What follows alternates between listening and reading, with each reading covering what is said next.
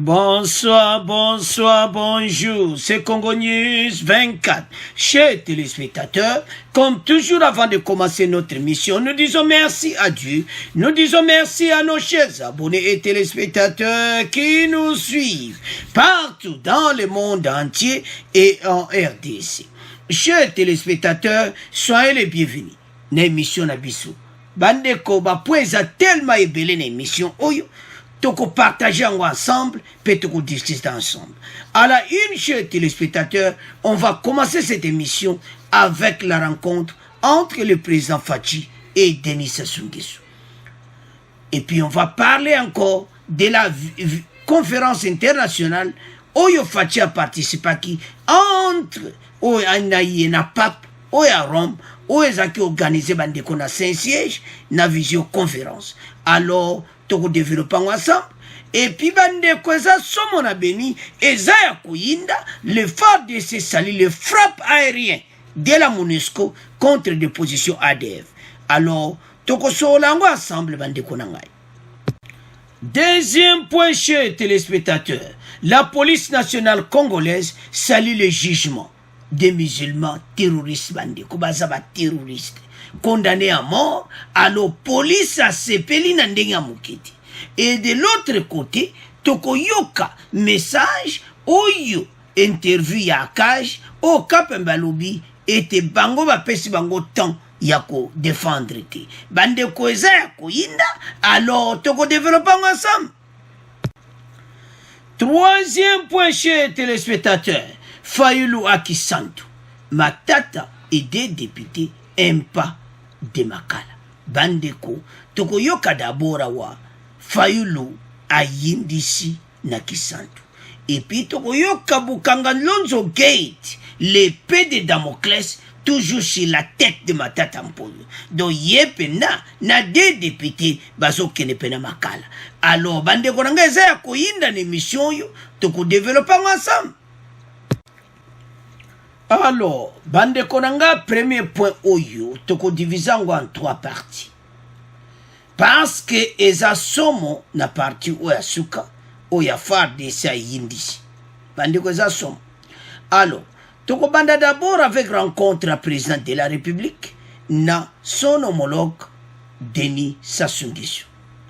Plaidoyer comme au profit de l'Afrique au cœur d'un tête-à-tête entre Tshisekedi et Sassou Nguesso. Bande ko bakutanaki masolo ezaki vraiment au cœur ya relation entre les deux pays et puis boyebike Fachi so azana situation ça soit koya mais ba pumi ba borda ki passe Fachi as président de l'Union africaine alors azokene conférence oya ko salamana France alors Fachi a ko plaidoyer pona ba situation oyo bazanango na Afrique. Alors, ça soit qui pour koyebisa président Félix était wana kokuta na tête à tête na conférence ya kokende ba aider ba situation bango nyonso bazanango. Ils ont parlé na situation à Tchad, bande ko bokoyoka extrait bokoyoka intégralité na. Boyebi ke biso peut en état de siège, alors il faut que ba conseil et pas ya Vienne. Donc bande ko na 4 mabete, donc ça soupe nana Fachi la main dans la main. Donc, c'est ça. Donc, ils ont là quelque part, bah, soutien, bah, force, partout dans la vie. Ce qu'on a au sala, boulot moko boye, aux a vie moko à côté, à sa pena vie na yo. Oh, ils ont vrai. Donc, ça soupe dans n'enga zona. So les kanka qui l'équipe na RDC kabwa, je suis dit là. Ngana za plus de, na peu près 30 ans déjà na place yo Fachi. Tala. Kende boy. Masole salami. Alors, bande ko zala nenga système. Na nenga mabete, il faut considérer pa basola kanavi. To ibete direction ya Fachi eza mususu, direction Sassou eza mususu bo Fachi azana cadre ya démocratie.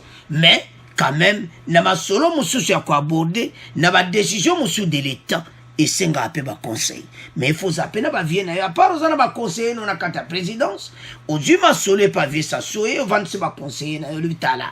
Vieux ça sous de causa le biba le bon monde alors à partir na mpe pesaka mpe baboule moko vrai mpe masolo etambolaka na ndenge kitoko bandeko na nga avancement faci ezo babengaka collaboration bon voisinage faci mpe nayebi bon comprendre comment ndenge nini atambolaka na bavoisin oyo ya este oyo basala ya biso mbeba mais faci alinga mpena kolakisa position na ye te c'est ça dans la vie mayeli faci jamais parce que ndenge azovive ayebi bango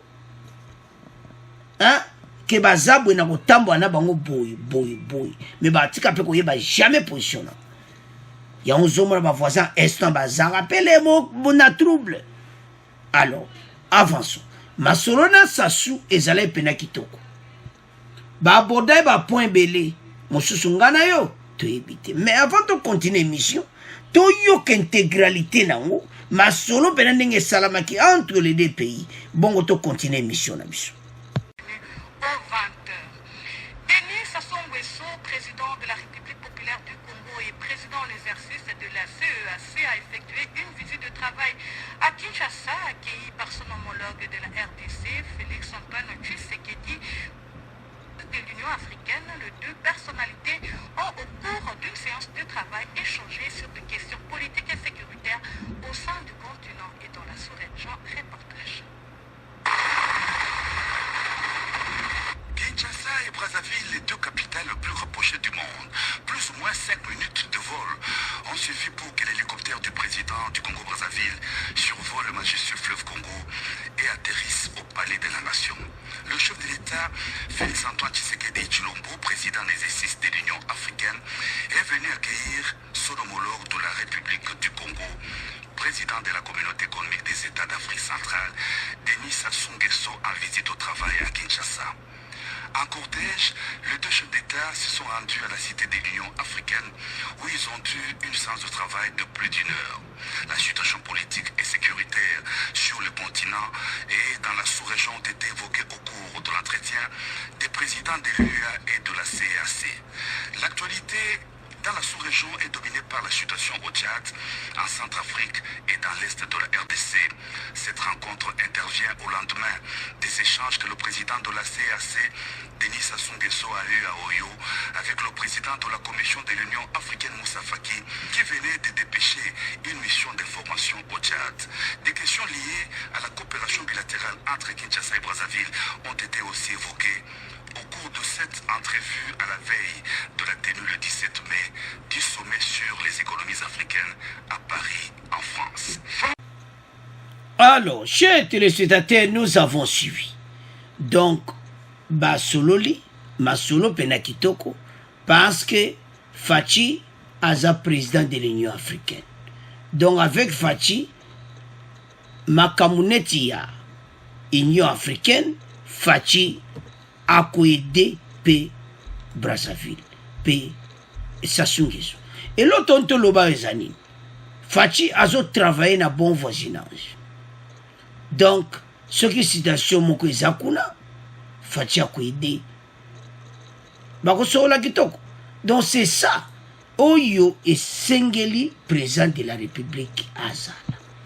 Faci est un diplomate. Ayebi comment collaborer avec les voisins. Et puis, Neto Landiwana, que Faci azokende France. Kuna akwede na basasu. D'après la cellule de communication de la présidence de la République, les deux chefs d'État n'ont pas fait de déclaration à la presse. Ils se rendent compte dans le camp diplomatique des deux pays que les deux dirigeants préparent un plaidoyer commun au profit du continent africain. Donc, basololi que Sassou Faci va préparer plaidoyer moko commun. Pour na ndenge Faci azokende na conférence wana ya France. Parce que eza pour la finance. Les mêmes sources précisent que cette rencontre s'inscrit dans le cadre de consultations ordinaires entre le président en exercice de l'Union africaine et le président de la communauté économique des États d'Afrique centrale, dont les pays sont membres. Faci Azali, président de l'Union africaine, et puis Sassou Aza, président de la communauté économique des États d'Afrique centrale. Alors, eloni basalaki va préparer dossier moko oyo fatia komema yango tango okende France. Elle tombe à la veille du sommet de Paris consacré au financement des économies africaines. Bakomema kuna pour l'économie africaine bazape na mo ba situation financière. Alors, la réunion wana lokola eza financement et économie africaine Fachi na Sassou basali même moko ensemble. Voilà, tala masolo yango yo ya Afrique centrale, Fachi a même masolo ya Afrique mobimba. Alors, ozomona comment et pas wapi Fachi c'est important.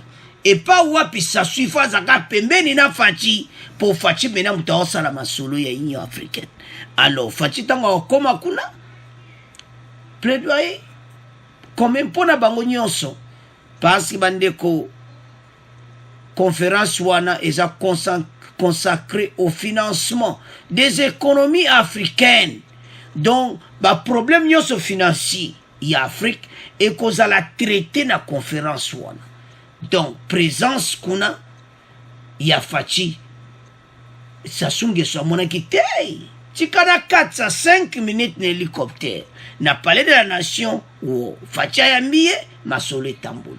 Mais à part ça, ba sali déclaration après c'était bon comprendre kaka makamu beleza ki a huis clos makamu suba ko lobate kotu la vie ndeni tala masfer na ngwa tala bato na zana bango tala bato yo oyo bato na zaki na bango omoni ndeni via lo batala boye ezaya ko inda esi indi donc bon comprendre kaka zana vie na ye na ndenga mabete ya on de succès en succès baide kitoko ya malamu ozwi ya mabe otieno akoti eza ya koyinda esi eyindi tokomoleka sikoyo na visio conférence bandeko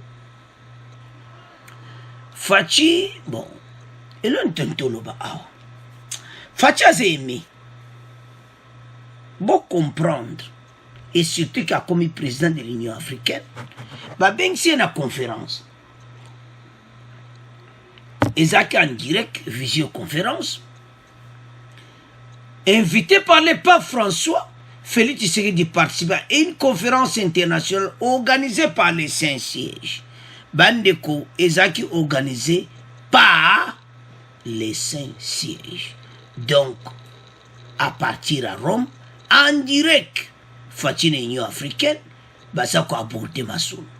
Donc, oyo tout ezo laksa comment Fachi aza aimé, comment na niveau ya kompe présent Union africaine, bande koza Black Terre, Fachi pena komi likolo, neyuke batu mususu wana, ti lelo bazo comprendre ti, que présent tozana eza makaminene. Donc, Félix Tshisekedi a pris part à la conférence internationale organisée par les Saint-Sièges et il a pris la parole sur l'exigence d'un nouveau départ dans la perspective du développement humain. Cité par la ACP, la cellule de communication de la présidence de la République rapporte que pour le pape François, il s'agit de donner l'occasion à ses hôtes d'explorer et d'échanger sur les pistes de solutions aux problèmes touchant notamment aux profondes inégalités qui se creusent de plus en plus entre les pays du Nord et ceux du Sud et dans les domaines financiers, technologiques. Alors, basolo la ki bandeko, ndenge to tangi wana, papa pesa ba un message et apesa ba on pena yipse ba on pena fo ba loba. Alors, Fachi alobi, boko yoka tokotie la mine extrait, Fachi pena a exprimé ndenge ni azolinga mboka ne pe tambola. Le président a partagé sa conviction selon laquelle son leadership visionnaire et rassembleur est de nature à renverser la donne en permettant aux Congolaises de pouvoir en fait transformer les potentialités dont regorge leur pays en véritable richesse. Fachi a lobby et pas ya pape. na bandeko mosusu bazalaki wana alo mission na nga na RDC ezeke na komisa pays oyo na puissance moko akosakana nango te renverser oyo makambo ya mabe Congolais kwa vivre na ba minere oyo tozwaka pa toza na richesse akosakana nango te les grands miyibi ba beni bala alors ngana zana besoin na renverser masolo wana en direct na pape na Saint-Siège donc Fachi a expliqué tout au côté le bino extrait bande konanga parce que Fachi Sarake passé il a dit encore ceci parvenir ainsi à traduire les rêves en réalité rêve ba congolais tout dozana ba minere mbongo ezala ngo pa mapamba bande kona ko pesa mine exemple kaka moko tala bomoni na Libye avant Kadhafi alongwa peuple libyen bazai ko vivre na ba ressources na bango peut-être vous connaissez peut-être vous ne connaissez pas la Libye vivait na ba ressources na bango ezai le seul pays africain où ezaki na nyongote donc bazana tellement na ba richesse Kadhafi a comme c'est mboka na ekitoko mais talakaka na solo ndenge legaki bon mais peuple libyen azaki peuple le plus heureux en Afrique dans l'ère Kadhafi mais bazo vivre pays moko sanyo alors Fachi skwazana ba rêve à marque wana to koma lokola ba libyen no ezaki na l'ère Kadhafi c'est-à-dire tozana ba richesse peuple congolais bande ko mutoko tshela mine extrait donc peuple congolais a vivre pendant ba minere na biso à traduire les rêves en réalité celui d'un Congo fort prospère dont les richesses profiteront réellement à l'amélioration des conditions sociales de tous, renseigne l'agence congolaise de presse. Bandeko, Fachi Lobina n'a pas en direct. Abiwan eza rêve nanga. Ba Congolais ba vivre pendant ba minerie. Vi peneza la kitoko. Alors, sans plus tarder, Tolanda extrait wana en direct qui a Saint-Siège à Rome, bongo to continuer mission na biso. Entre-temps, le Saint-Siège exige un nouveau départ dans la perspective du développement humain. C'est le sens qu'on peut donner à cette conférence à laquelle a pris part le chef de l'État, Félix-Antoine Tshisekedi, sur invitation du pape François. Tenu en mode visioconférence, le président de la RDC a partagé sa conviction pour la transformation de son pays en un État fort et prospère. Reportage. Revenu fraîchement d'une brève tournée africaine et d'une visite d'itinérance à Lubumbashi à Kolwezi, le président de la République Félix-Antoine Tshisekedi Tshilombo était ce vendredi 14 mai 2021 à partir de son bureau de travail de la Cité de l'Union africaine en visioconférence avec le pape François. À l'invitation de sa sainteté le pape, le chef de l'État congolais a pris la parole dans le cadre d'une conférence internationale organisée par le Saint-Siège pour l'exigence d'un nouveau départ dans la perspective du développement humain. Il s'agissait pour le Saint-Père de donner l'occasion à ses hôtes d'explorer et d'échanger sur les pistes de solutions aux problèmes touchant notamment aux profondes inégalités qui se creusent de plus en plus entre les pays du Nord et ceux du Sud dans les domaines financiers, technologiques et du dérèglement climatique, de manière à définir le contour d'un nouveau départ pour un développement collectif durable. S'appuyant sur l'exemple de RDC, un pays pourtant si abondamment nanti en ressources naturelles, mais dont la population est demeurée si pauvre depuis toujours, le président de la République a partagé sa conviction selon laquelle et rassembleurs étaient de nature à renverser la donne en permettant aux Congolais et aux Congolaises de pouvoir enfin transformer les potentialités dont regorge leur pays en véritable richesse et parvenir ainsi à traduire leur rêve en réalité, celui d'un Congo fort, prospère et dont les richesses profiteront réellement à l'amélioration des conditions sociales de tous. Pour ce faire, le chef de l'État a indiqué que sa vision repose sur trois axes fondateurs, l'homme, la croissance économique et une société solidaire d'une part, et que d'autre part elle postule à la mise en œuvre des réformes volontaristes à l'effet d'ériger l'RDC en un État réellement administré, un État de droit où règne la justice et la sécurité, un État dont la gouvernance permet de générer une croissance inclusive qui améliore les conditions sociales social de la population, un État qui prépare l'avenir en assurant l'éducation, la santé et l'emploi à sa population, un État qui promeut les nouvelles technologies et protège l'environnement, un État ouvert au multipartisme en diplomatie et dans le partenariat économique. Alors, chers téléspectateurs, Fatia Joachim Alouba Bandeko Nangande Tulanduana, Ezalaki Ali, a expliqué vision nae, a expliqué oh nyonso alinga sala pona RDC. Alingi un état fort Bandeko Nangai. Donc, eza makamo très important.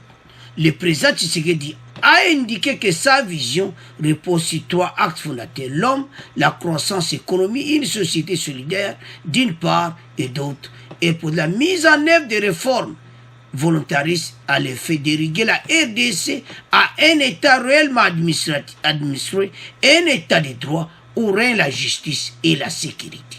Donc, a expliqué Penaneni Mboka Rabise quoi avancer, et pas wapi qu'on traduit rêve, c'est-à-dire qu'on traduit rêve à Congolais.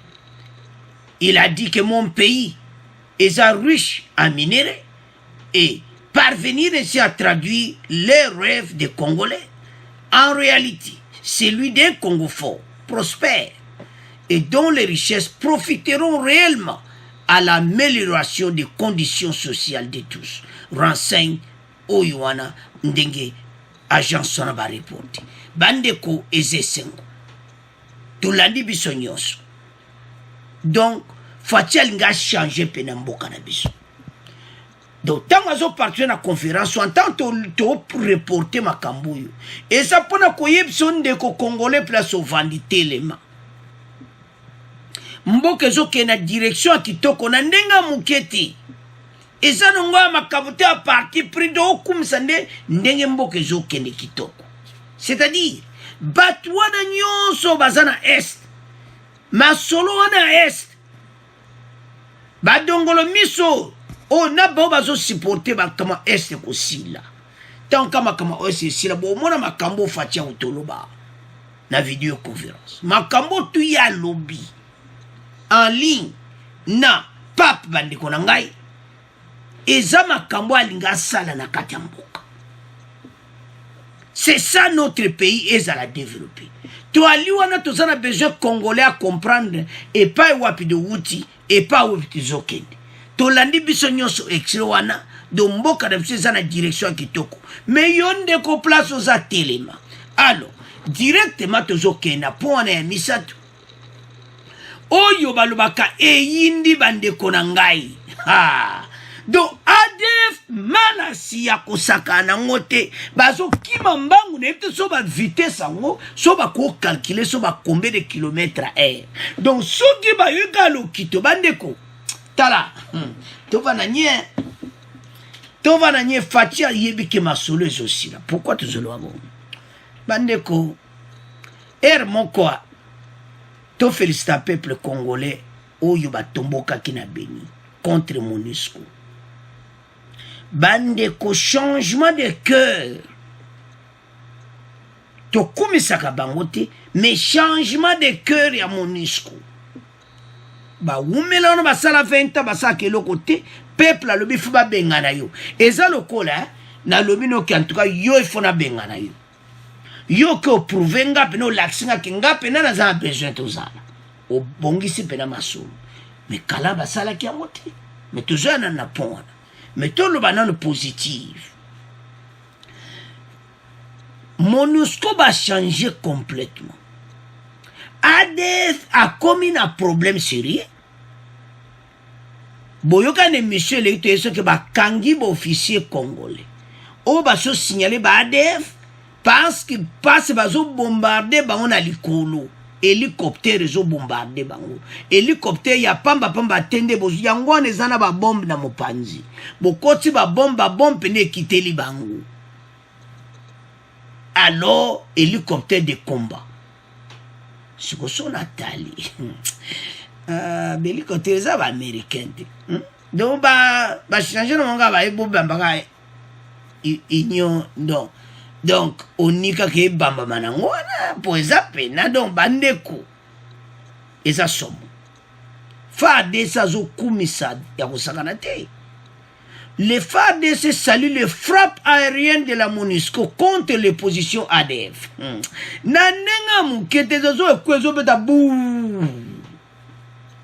ADF bazako palangana. Bawuti ko kanga moko ifazaka mutu na bango do embandi moko do yabo makaneka batu na kata cité azo tambola zo boma. Bakangi. Pas place ko kima le suezate. Bakangi bande konanga ba arrêter to kotiela binexire wana. Avançons. Les troupes de la brigade d'intervention de la MONUSCO ont effectué des frappes aériennes vers les campements des rebelles ADF dans le secteur de Rwenzori, dans la ville de Beni, au nord Kivu. C'est qu'a reporté le vendredi 14 mai 2021 devant la presse les chargés de l'information publique de la brigade d'intervention, le major Arimodi. MONUSCO a salé conférence de presse,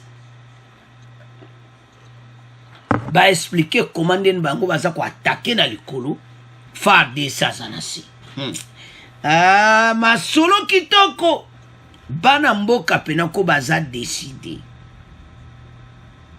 FARDC nasi MONUSCO azo beta ba bombe na likolo. To l'accepte ba bombo yo to fachi ba donc bazwaki ba bibundeli pena ko sangonte belé. Bibundeli donc oyo ka plaire et a osaka na moti. Alors, bandeko, bibundeli wana sikoyo MONUSCO ba mati na likolo siko bazo bwakela siko ADF place basa. Do baza ko pangana na ndenga mukiti.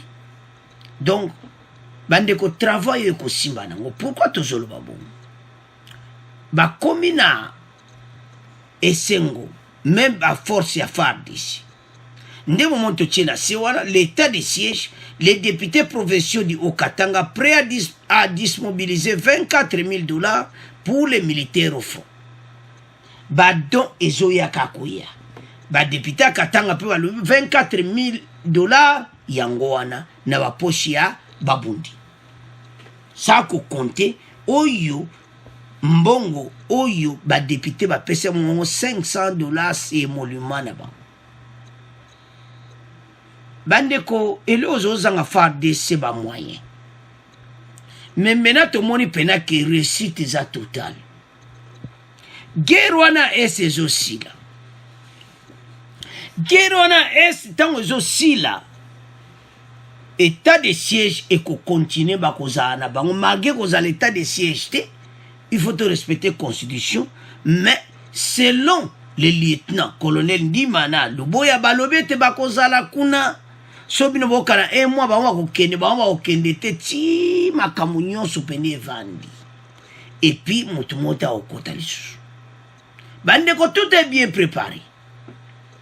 Donc ma solo apene aussi a pe ba kanga batu wana en cascade, bo officier nyonso bazo coopérer na ADF ba kangi bang. So talipe batango baza infiltré. Ce n'est pas un vrai Congolais. Alors, bande ko ADF akomka ko palangana. Bakangi moko na bango, o balobaka un bandit, mais tout ça bena n'excellent wana. Donc a koti benando yabo makanena bambela zo tambola kana kadabo. Toyoka yango bon to continuer mission na biso. Dans le territoire de Beni, l'armée annonce ce samedi avoir neutralisé un bandit armé qui faisait partie du réseau des criminels qui insécurisent les civils dans la chefferie de Bachou. Ce dernier a été tué dans la localité de Kassitou, en groupement Malio à l'est de Boutembo. Le lieutenant Anthony Mwaluchai, porte-parole des opérations Sokola 1 Grand Nord, qui le rapporte à Radio Okapi, appelle la population de la région à dénoncer les malfrats et à collaborer avec l'armée pendant cette période d'état de siège afin de mettre fin à l'insécurité. Il a été joint par Grace Hamzati. Nous avons mis en place notre dispositif composé de nos services de renseignement pour filer le monsieur qui a beaucoup dérangé la population locale, qui a beaucoup tué. Et hier, nous avons maîtrisé les gars. Il était armé, il voulait ouvrir le feu sur les agents de l'autre. Malheureusement, il a eu la balle, il a succombé quelques minutes après à l'hémorragie. Ces derniers temps, il y a une insécurité grandissante dans la chefferie de Bachou. Pas plus tard que le mardi dernier, les bandits ont tué un militaire et blessé un autre. Quelle disposition que l'armée a prise par rapport à cette situation? Exactement, c'est un problème de ce côté-là, mais nous avons pris des dispositions. Celui qu'on a battu hier fait partie de grands bandits qui ont ôté la vie à plusieurs personnes. Mais rassurez-vous que l'armée, pendant cette période, mettra tout en place pour que chaque village, chaque secteur vive en paix. Fini la période des hommes forts, nous sommes maintenant dans une période où nous devons maintenant rendre nos institutions fortes. Alors, chers téléspectateurs, nous avons suivi. Toujours là, ndingeni makamozo le kapuna. Donc, mutuna ba menduki donc azo beta kaka ye donc yazo ciblé ka ba force de l'ordre. Yazo bomaka ka ba FARDC ba police beta bo massage. Alors ba longo lié nango. Ba bomi. Pandeko et ça passe. Bateau yo baza batu moko très compliqué. Ya to la bata bazamba la bozo kato ya dossier ya batu. O le gars qui na stade de martyr. Bata bazamba la o ya ADF. Baza batu moko na vie na bango oyoka makambo ka kuboma kusala boy do ya mabe. Eza mawa. Donc zo mona ki na EDC ba juba décision mbala mo ba ti bato na prison mais toujours na bon. Alors, bande konangai donc FARDC azo sala musala kitoko ba juste soutien moko massif. Soutien wana massif je me suis soutien moko total au bazu, soutien wana za ko aider tout le monde. Et za ko aider bango na kata musala parce que yebi que so soda ba ofute bien, a makamunyo so ko lia bien, makamunyo so kitoko soda za na moral a kitoko. Famille ne baza ko sepela ba ozo mbo. Donc c'est ça. Donc guerre parce que ba Congolais basani ensemble. Yango na sepele trop na ba commentaire na bino. Mutu nyonso so baka je suis FARDC. Donc to continuer kaka bon je suis FARDC. Bande ko mboka oyo kozala donc délivrer totalement. Alors, et là on ni plein kozala. Ce qui mboka eza délivrer ba to wana nyonso ADF to neutraliser bango. Alors faut to procéder. Mir wana pene fo bakanga ba tie mir côté Uganda, Rwanda, Burundi, to tie pene ba mir. Parce que trop c'est trop. Tout ça na pays ou tout ça na nyonso. Mais batu baza ko envier mboka na ndenga muketi. Bande ko fatia utolo bawana que tout ça ba richesse ko sakana ngote, il faut peuple congolais vivre. Mais ba voisin baza très jaloux. Ba on va créer ba armée oyo na gouvernement oyo uti ko leka très gouvernement moko donc n'importe quoi na lobani ba vandi wana pendant 20 ans mission na moyen zaka ko benda likolo. Allô monsieur, oui bonjour, oui vous avez vu l'argent là et ce qui s'est passé, la Banque mondiale a donné une somme de millions de dollars, vous avez vu ça? Non non. Donc na ba téléphone ka ba millions de dollars ou ekoti o mbongo on peut les mso ba défi bango ba milekano na ba poche ba tiki pays na ba dette et matata mpoyo ba kanga yo obeti ba jimo obo hein et si mete ba lettres za kinere bo zwami na nenga mukete un pas de makala mais toujours na po matata mpoyo eza son. Alors bande konanga bato yo ba tamusimbo kapana plusieurs années. Fatika qu'un espace à 2 ans, peuple penazo senti l'okito. Senti l'okito. Alors, c'est ça, et l'okoto sa ekoluka. Alors, bande konangai, FARDC, masolo kitoko, nalikolo, MONUSCO azo bombardé, yango question batuni. Pourquoi MONUSCO azo eko sala ngote liboso? Tanga zikara lumbe, qui a quitté, amoni pena que oui to foire ao akomosa la masu mais tozo tala bino ata bozo beta hélicoptère boza ko aider FARDC mais tozo tala bino parce que bino bo umena pendant 20 ans bitumbesi la kati mais tout ça miso ko fungwama congolais nyoso zo fungola bena miso parce que toza na confiance te ata boza ko aider mais FARDC bo fungola miso. Ata baza ko aider mais botala bango bien à l'issue à gauche après baluki à l'issue à droite otala ba mouvement parce que complot eleka kuna to comprendre yango te minere ezobima na ndenge moke te baza kotimola minere na biso ezobima toyebaka te kenaka nzela nini groupe étranger wana nyonso bazokite lieutenant général ndima alobi na bango bino boza groupe étranger tozala besoin na bino te awa botika minduki bokite RDC immédiatement groupe locaux bango bakoko s'intégrer mais bino bokite le pays les infiltrer. Alors bandeko nanga totiki premier point na bino tokomoke na deuxième point.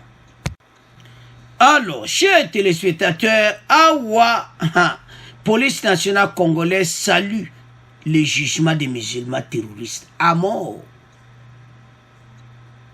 Bandeko eza pasi makambo bato basali après tokoyoka oyo akaji alobi sur jugement en flagrance oyo esalamaki nde bakondana bato oyo chef na bango Ibondo Iman aza penado na problème sérieux.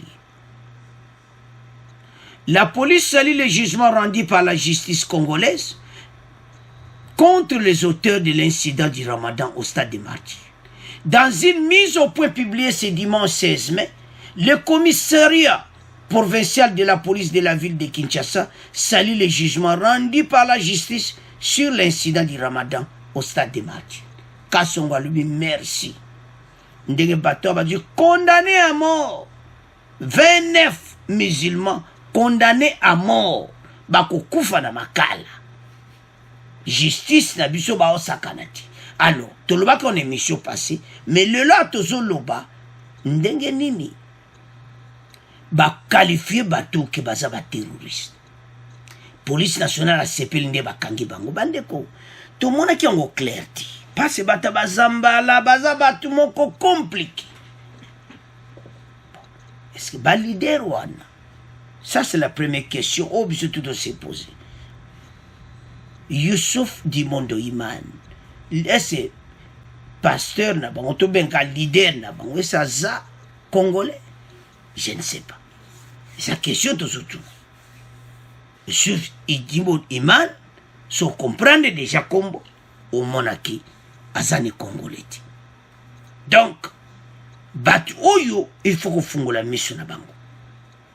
Procureur à la lité. Le procureur restait ferme tout au long de l'audience, retransmise à la télévision d'État. Dès l'ouverture ce vendredi à milieu de journée, il a soutenu que les prévenus s'étaient comportés en terroristes. Ils se sont attaqués aux forces de l'ordre, a-t-il ajouté. Ils ont blessé la République et la nation a été émis des actes ignobles. Un jour sacré pour les musulmans. Et ça m'a payé. Et ça qui est au côté. Pays nabiso, tous un pays moko chrétien. Mais les musulmans de plus en plus, ils au côté. Et ça m'a bêté, ça foi battu. Et ça va tout bandimé. Parce que ceux de Tali, tous un kananzambe moko. On peut pas sambe la kanzambe wana, malgré batiaka prophète Mahomet. Ndenge ba chrétien biso ba chrétien to kumesaka Jésus-Christ. Mais l'autre ntolo ba wezani. Batu oyo bazalaka toujours na ba situation moko ba trouble. Na ba situation moko dangereuse. Donc baza batu moko makam na bango ezala toujours mystique. Andeko ba batu moko na éviter. On dirait liwa donc mona mutu penda donc donc, mais bango balobake, wana bazaba vrai musulman. Vrai musulman ako bomanzo tout bongote, ako komi bomate, ako tchaba bomte. Il faut comprendre bon bazolo. Mais d'une part, c'est toujours les kamboleki musulmans. C'est ça que batu bazako banga. Batu bazo comprendre ti. Donc, situation ndenge salama ke bouja ki ETC. Mais le salaire qui toko bakangi batwa. Mais là on il peut être même une émission lelo. Et ça intervention ya cage sur jugement et flagrance. Il y a musulman. Il a expliqué, Maître Kabemba, coordonnateur de l'association d'accès à la justice, même s'il fallait des sanctions après ces attaques de violence, notamment contre la police, il fallait respecter les droits de la défense, ce que la procédure de flagrance ne permet pas. Constitution na biso et permetaka te na flagrance ba défendre yo. Na ba ka oya boy direct boy. Constitution na nde basala yango et ngaku du côté na ba changer yango te tika la gabo. Poto kanga tous les miyibi na prison. Alors ya go soulever point mo important. Ale pona et ça mo bulu mutu ba kangi en flagrance mbala moko prison. A sengi ke ba lukaba revoir. Mais botika ngo ya wampe nefu botika ngo po biso zamba kanga biso bato tuba boma mboka. Ba changer ngo te pour les musulmans oyo. Parce que ba kangi ba mba mo prison. Bandeko to yoka Maître Georges Kapemba bon to continuer mission na biso sur flagrance.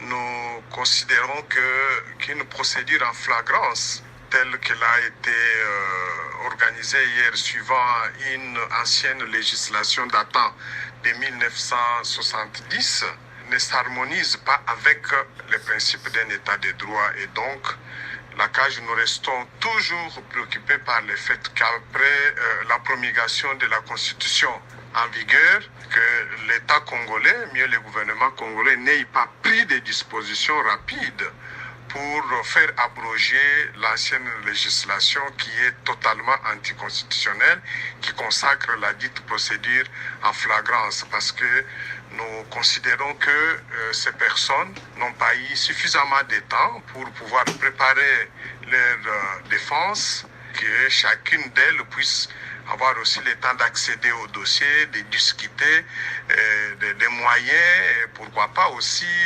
consulter les avocats de leur choix. Et donc nous restons davantage préoccupés par l'organisation ou la tenue de ce genre de procès relativement à une législation anticonstitutionnelle. Alors, chers téléviseurs, nous avons suivi Maître Georges Kapemba, Ndekonabiso to respectakae, mais en tout cas, na point oyo, oko kumisa naka oyo, oko kote la batu au tepa. Ou expliquer point non bien, on a bien compris. Ou expliquer, il fallait pas en droit à défense. Mais surtout talibien, naka da bango bona comprendre. Mais biso zana besoin flagrance etikala. Ngana epo na poana, ete penetikala po bakangela biso bato ba miyibi ba sis o ba yibi mboka ede. C'est so bakangemba moi flagrance makala. Ba dossier ba ko permettre de défense te. Alors kaba musulman bakangi bango balobi ke défense ezalaki te, mais ba samsa quand même bango, ba tie bango à 30 ans. Et je m'excuse, ba tie bango après condamné à mort. Condamné à mort parce que babomi et ça ko boma batu. Ba blessé on a limité ba ko zonga normal. Batu muso ba tieli bango do ba bomi bango na ndenga mukete ba panzi ba pota danger na limité ba ko zonga normal. Alors baza condamné pour ça. Bon, tout ça comprendre Maître Georges Kapemba sur flagrance.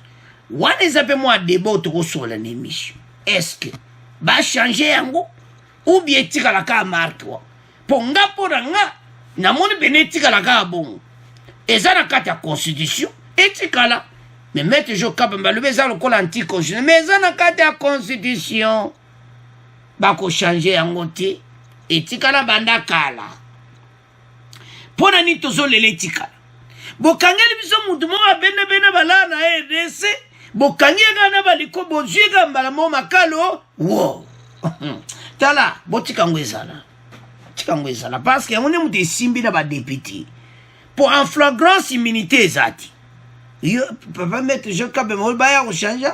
Non. Ça comme ici na ba défense ba immunité parlementaire ko ya le juste.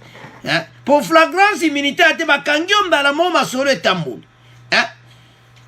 Alors, ce qu'on bakene ko changer bandeko. Non. Ngano mona ke batika yango. To comprendre ba musulman. Bandeko na biso bata bazambala bazana ba problème sérieux. Donc Youssouf Djibondo Iman mikolo aza na dossier sérieux na l'état congolais parce que oyo esalami bajuge na tribunal de grande instance de la Gombe balobi ke baza banani baterroriste eza mobolo donc déjà batangi kombo wana baza na problème sérieux alors me ngai nde nazomona il fallait kaka bongo etambola mpe kaka bongo marque wana flagrance etikala kaka bongo na kati ya consul bochange te na loi na biso soki baloko te oka na flagrance mbala moko bam bakateli yo makambo badéfense ya milayi eza te alors maître Joka merci pour l'intervention mais problème toza nango epa bacongolais eza ke toza na bamiyibi mingi bakulu na cravate baza ebele na nzela so leki gauche omoni ekaka na Mercedes oke gauche okutie na kati ya Kinshasa na Range Rover pena oyo omona ya mais soko talie kaka bata politique soko talie bato basala 18 ans na pouvoir bambongo baramasa balara edese na ndenga moketi alors ntango balonga balongo maître Joka maloki balongo la flagrance ezopesa nga nde kole nga besoin etikala papa eza ide abioza juriste me biso tosengi yango pene etikala kaka marka kutu babosana yango etikala mpe kaka bongo bakangi bango ale makala eza ya koyinda esi eyindi alors totiki deuxième point oyo tokomokena point na biso ya suka. Alors, chers téléspectateurs, Fayulu Akisantu, Matata des députés n'aiment pas de Bakala. Bande comme Martin Fayulu n'a évité. Azana Kisantu, donc, samedi, Azana Kisantu, a pessi meeting naï. Donc, a présenté ma volonté na ye o nyonso oyo ya sana posa donc mboka d'après ye ndenge alingi esalama kaka na makambo ya vote ya loba badossier mosusu s'ils ne veulent pas faire des réformes et qu'ils hasardent à tricher le mot d'ordre sera donné pour descendre dans la rue. Intimider qui?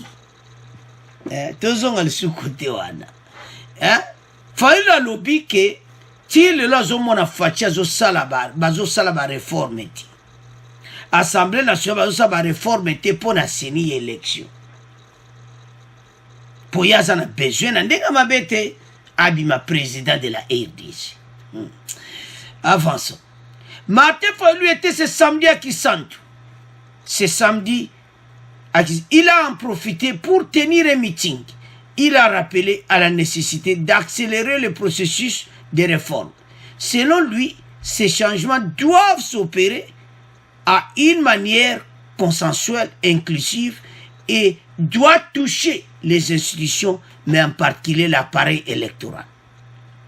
Donc, hier, ce qu'a fait ce message, et ça l'a kakapona ba, donc on a compris na tatouti. Donc, yo pesagaka. Nzambe. Donc, ce qu'on peut si meeting na yo. Et ça m'a bêté. Mais il faut ça comme à kamouye élection. Hein? Martin Fayulu. Bande konangai, donc. Ye. Zaindenga zaina Kisantu wana. Ya lui soba mekaka ko tricher. Alors, il y a kutinda batananzila. Donc, samedi, on peut appeler message na Kisantu. Son Nathalie, makamuso kolobeza te zaka élection. Il a dit encore, pour qu'il ne vous vole pas votre victoire, nous devons être prêts. Nous devons procéder par des réformes. Nous avons fait des propositions. La première concerne la loi qui organise la CENI. Nous avons partagé avec eux. Alors, tout ça qui va partager na bango. Tout ça qui va ça la réforme. Mais ça, ça mati. Et ce bateau va tricher. parce que ngai Fante Fayulu il faut na bima président de la République nandenga mabete bande ko sa vision na yi ya mona apena que un jour akobima président wana sa vision na yi mais il fallait pétango pesa meeting olo pe makamu susu mikolo kutu makamba FARDC do yazaka dossier wana sozo ke kitoko aoloba ngota mikolo kutu FARDC azoloba te yake kaka makamu ya sini vraiment bon bandeko tozara kata ya démocratie mais problème n'est que ngalinga kaloba tous les dossiers politiques mboka ezotambola ndeni ba ministre bon mais yaloba kaka élection kaka c'est ça le problème non c'est-à-dire soz opposants bande on a tourné la question soz opposants il faut le dans un dossier yoko le baka élection il y a d'autres dossiers à faire et un dossier pour traiter la justice nen maka musulman ou eleki bon opposition ba ko le la télévision bande c'est ça pays n'a se fait changer opposant de Martin Fayulu à la télévision a condamné makambo ba musulman basali. Aleki la télévision a condamné les kambo basali et zamabe.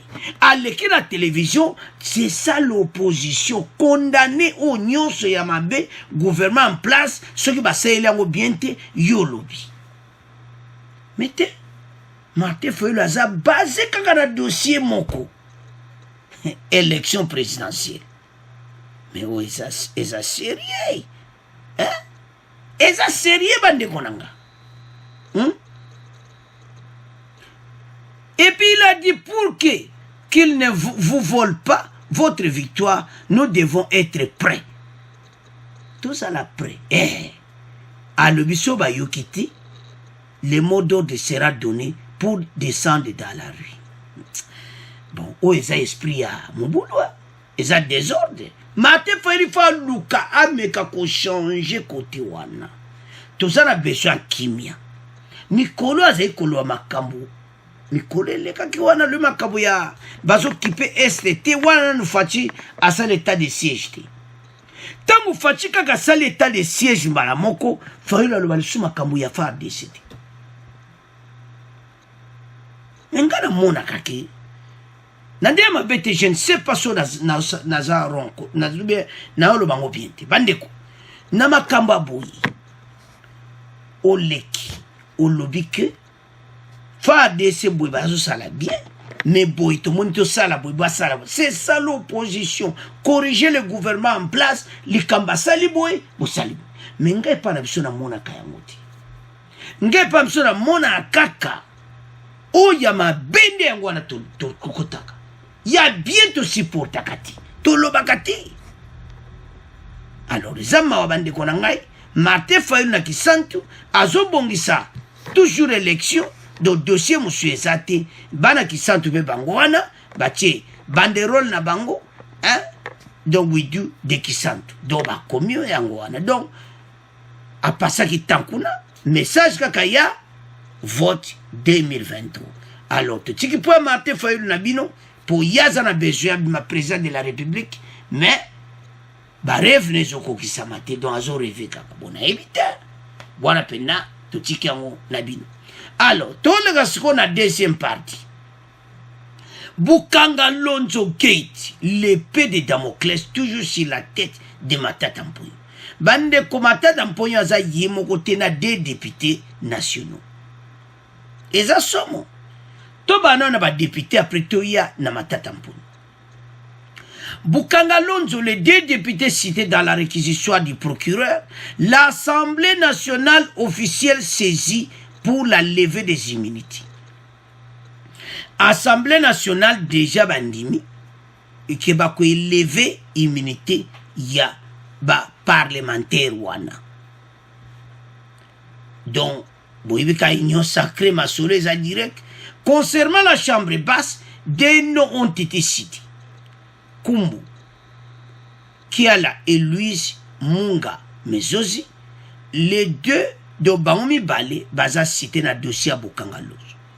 Le premier était comptable public, principal. Code 0536 cabinet finance. Il avait reçu à son temps 1 543 710,46 $. L'intéressé n'a toujours pas fourni des explications au sujet de la destination de ces fonds, dit le procureur. Bande eza pasi. Kumbu Kiala, Louise Ngozi, bango mibale baza ba député baza au travail kuna. Kimbu Kiala azalaki comptable. Donc, il avait perçu de Kimbu Kiala, il avait perçu en son temps 1 543 000 $, 710. Mais au benda 1 million oyo, 500. Preuve zati. Procureur ti le preuve 1 million na benda yango na trésor public bosala na yango nini na matata mponyo. Yaya likamba koloba ezaki. Bande koza sérieux. Alo balongol jayi minité na bango ndenga bazawana destination penda ezo mwana wake makala. Alors, tu es ce que pas grand maître, matata mponyo. Ba koma na bomba millionnaire na kata RDC. Azana bambongo pamba pamba. Bukanga Lonzo get l'épée de Damoclès toujours sur la tête de matata mponyo. Matata mponyo monake dossier sili. Nzonga ne dossier zakaka. Amoni peneke nazo kene makala. Bande kwa zana dossier moko très sérieux. Bata PPRD oyo. Mboka na biso bande ko tous les coulons en cravate bako zala penza nde bazana problème sérieux bako tonda na makala do matana mpoyo le baloba ekaka Sénat boy nini. Et puis il parvient même quel courage mbalamo alobi apporter IGF à Lingete plainte BSPT gérant des finances plainte. Donc il y a mon épée makambo ici, mettant en lettre il y a cour constitutionnelle il y a Kotina Kazaka. Osoma bato. Aloba ki ko porter Lingete plainte tangu vendredi malobi kweki ye Sénat boyko tika nina. Alors qu'il y avait une erreur, ba corrigeant on balamoko. Alors article bimilelo ezake y a un problème sérieux. L'épée de Damoclès toujours na tête na ye. Donc azoye batendeni ya kosala. E yinde liye na ndenga mukete matala bobe azo mona prison pena yango. Albi engayi kope kufi. Soko pesa ki passe na Sénat ezaki a huis clos. Soko pesa ki groupe wana mbongo. Mbongo na yeke. Umoni makambango batiki nzonga de lettres ezaki na erreur. Yo a huis clos, mbalomo ba bimba lo ba rejeter yango. Oh. Bandeko azana problème sérieux. Le Sénat n'a pas encore tranché sur la levée ou non des immunités du sénateur Matata Mponyo. L'Eria Zalaki Premier ministre, c'est quoi ça sous Premier ministre? La demande de la justice adressée à la Chambre haute du Parlement congolais pour ces immunités soit levées est toujours en cours de traitement. Il n'est question d'évoquer le rejet de la demande de la justice exacte, dont la mise au Salamaki le au Toyoka Kiwana et Zalaki na erreur, alors cour constitutionnelle va corriger en haut. Bayati a confirmé que ma kamunaye est Zabazokata. Parce que bazana discussion et débat juridique. Bande ko Matata Mponyo ayebi ke bayiba mbongo ya RDC. Ayebi. Pourquoi kokima na dossier où est clair? C'est la même chose on est caméra lobaki. Bino bolingi ba laksabino pièce contre pièce. Mais yo yiba kimbongo siko ba eba l'action yango. Talambongo wapi yango. Machine on 7 millions sombaki wapi machine. olobaki otongi nzela na Bukanga Lonzo mbonga nzela obendaki wapi balabala oyo ekota ekenda ti Bukanga Lonzo wapi yango makadam ezati Bukanga Lonzo eza na makadam ti na kati nango olobaki ke obendaki mbongo po nango bandeko bato ce sont des coulous en cravate place na bango eza na makala mais nzambe merci totali ba commentaire na mino émission en lobby bandeko bele ba lobby ke salaki bango passe ta ba moni ke oh Sénat rejeté yango oh alors message est clair Sénat ko rejeté yango te passe liboso ezaki erreur il fallait le en congrès alors ba corriger yango mene komi na Sénat ba pesa biso réponse kana mikolo oyo eza ya koyinda esi eyindi matata mponyo asimbi motu ndenge aza wana azoyeba eloko kosala ti ndenge aza wana azowa mpena bazokobeta dernier de carte ya danse